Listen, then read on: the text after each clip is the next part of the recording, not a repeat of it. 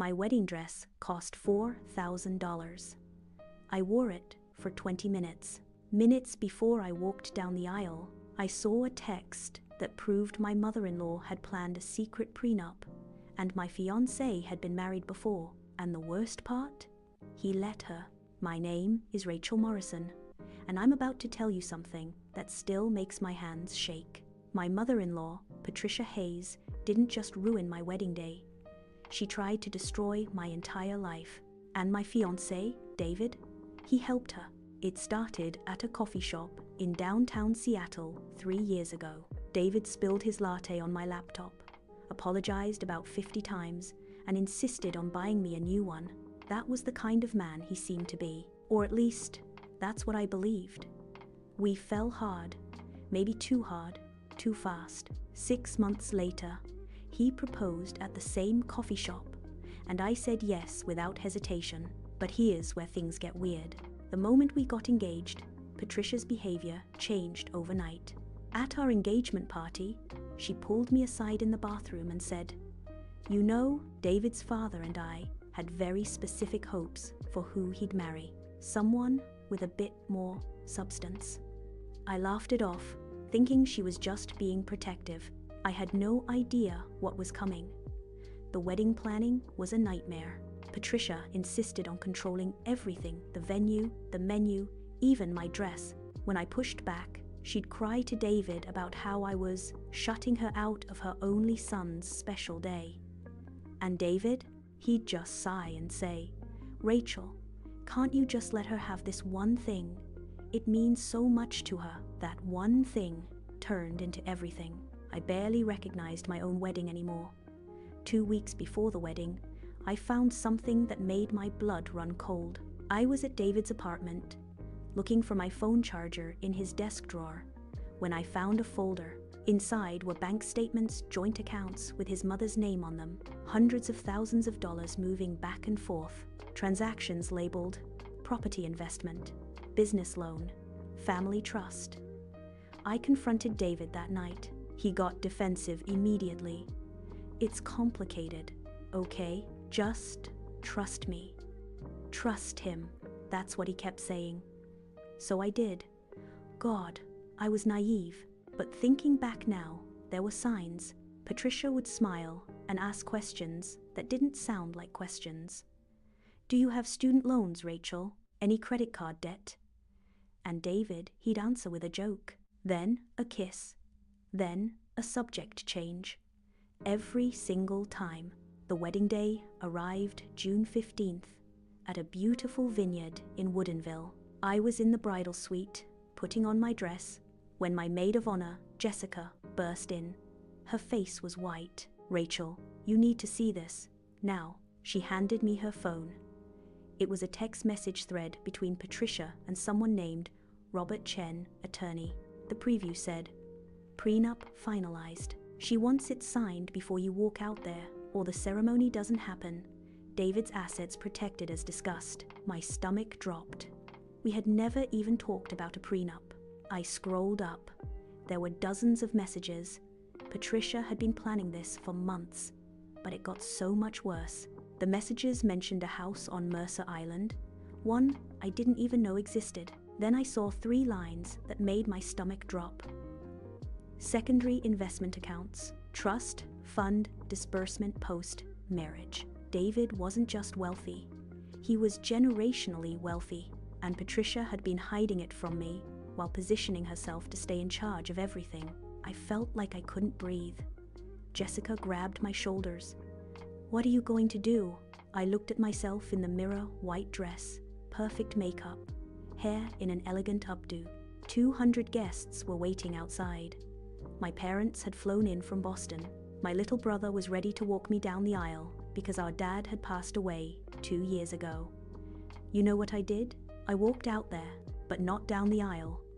I walked straight up to the microphone where the officiant was standing. The string quartet stopped playing. For a second, all I could hear was the wind in the vines. Everyone stared. David's face went from confused to terrified in seconds. I held up her phone and said, "Before we begin, I think everyone should know about the prenup that my future mother-in-law had drawn up without my knowledge. The one I'm supposed to sign right now. Or this wedding doesn't happen. The crowd gasped. Patricia stood up, her face red. Rachel, this is not the time or place. No, Patricia, I cut her off. This is exactly the time and place, because you've spent the last 8 months lying to me, manipulating me, calling every shot in this wedding, while hiding the fact that your son has millions in assets that you're desperately trying to protect from me. David finally found his voice. Rachel, please, let's talk about this privately. Privately? I laughed, and it sounded manic, even to me. Like how you privately let your mother convince you I'm some kind of gold digger? Like how you privately decided that lying to me for our entire relationship was okay as long as Mummy approved. Here's when it went off the rails. Patricia walked toward me, heels clicking on the wooden deck, and said loud enough for everyone to hear. You want to know the truth, Rachel? Fine. David's been married before. Did he tell you that? Did he mention Emily? The woman he divorced 3 years ago, right before he met you. The world tilted. I looked at David, waiting for him to deny it. He didn't. He just stood there, frozen, like a deer in headlights. Jessica grabbed my arm to steady me. Patricia continued, enjoying every second of my humiliation. Emily took him for everything in the divorce. Half of his trust fund, the condo in Belltown, his Tesla. That's why I insisted on the prenup. That's why I needed to protect him, because he's too trusting, too naive.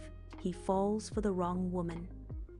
I couldn't speak. I couldn't move. My brain was trying to process what was happening, but it felt like I was underwater. My brother, Tommy, stepped forward. Rachel, we're leaving, now. But I wasn't done. Not yet. I turned to David. Is it true? Were you married before? He opened his mouth, closed it, then nodded. Why didn't you tell me? My voice cracked. We're about to get married, David. We're supposed to spend our lives together. How could you hide something like that? I was going to tell you, he said weakly. I didn't know how. And then Mum said it would be better to wait until after the wedding, that you'd understand better once we were already committed. Your mom said. I couldn't believe what I was hearing. You let your mother decide when you tell your fiancé that you were divorced. Do you hear yourself right now? Jessica pulled me toward the bridal suite. Come on, Rachel. Let's get you out of that dress. But as we turned to leave, Patricia dropped the final bomb. Oh, and Rachel, the house you two were supposed to move into next month? The one on Capitol Hill that David said he was buying for you? I own it. My name is on the deed. I was going to let you live there as long as you behaved yourself. I stopped, turned around, looked at this woman who'd spent months destroying me piece by piece. You know what, Patricia? You can keep your house. You can keep your son. You can keep all of it, because I'm done. I walked back to the suite, Jessica and my family following. I could hear the chaos behind us, guests murmuring, someone crying, David calling my name. I didn't care anymore. I stripped off the dress, put on the jeans and t-shirt I'd arrived in, and walked out the back entrance. We drove to a bar in Fremont, and I drank whiskey until I couldn't feel anything. But here's the thing. The story doesn't end there. You probably think I dodged a bullet, right? That I walked away and never looked back? I wish it were that simple. 2 weeks later, I got a call from an unknown number. It was Emily David's ex-wife. She'd heard about the wedding disaster through mutual friends. We met for coffee. She stirred her drink slowly and said, "She did the same thing to me. The only difference is I signed the papers." My hands went cold. What do you mean? Emily told me everything. Patricia had sabotaged their marriage the same way. Emily had actually married David before she found out the truth. She spent 2 years in hell, with Patricia managing their finances, their home, their life. The divorce wasn't about money. It was about escape. I realized I wasn't the first. I was just the next. She'll never let him go, Emily said quietly. He's not her son anymore. He's her retirement plan, her purpose, and any woman who tries to take him away becomes her enemy. Then she leaned closer. David once told me his mom had saved him after his dad's death, that she was the only one who understood him. That's when I realized he wasn't looking for a wife. He was looking for permission to have one. And the scariest part wasn't what she did. It was how normal it sounded to him. I felt sick, not because I missed David, I didn't, but because I realized he was still trapped, and he always would be. A month later, David showed up at my apartment. He looked terrible, unshaven, dark circles under his eyes, wearing the same hoodie 3 days in a row. He begged me to give him another chance, said he'd finally stood up to his mother, moved out of her Mercer Island mansion, cut her off financially. I almost believed him, almost. Then his phone rang. The caller ID said, "Mom." He declined it. It rang again and again and again. He turned it off, but I could see it in his eyes, the fear, the guilt, the desperate need for her approval, even as he tried to break free. He didn't look like a man choosing me. He looked like a man trying to survive her. "You should go, David," I said, "and you need therapy. Seriously." He left. I haven't seen him since. But I still think about that day sometimes, about the 200 people who watched my life implode in real time, about the wedding dress that got worn for 20 minutes, about the man I loved who turned out to be a stranger. Mostly, though, I think about Patricia, about women like her who see their sons as extensions of themselves rather than independent human beings, who destroy relationships, not out of protection, but out of possession. You might be wondering if I'm okay now. Honestly, some days yes, some days no.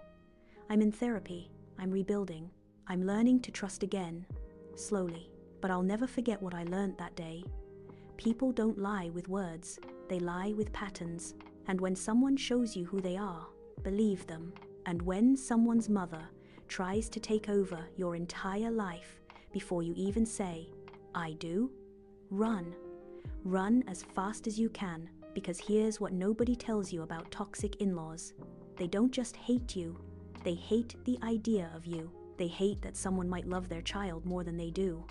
They hate losing power, and they will burn everything to the ground before they let that happen.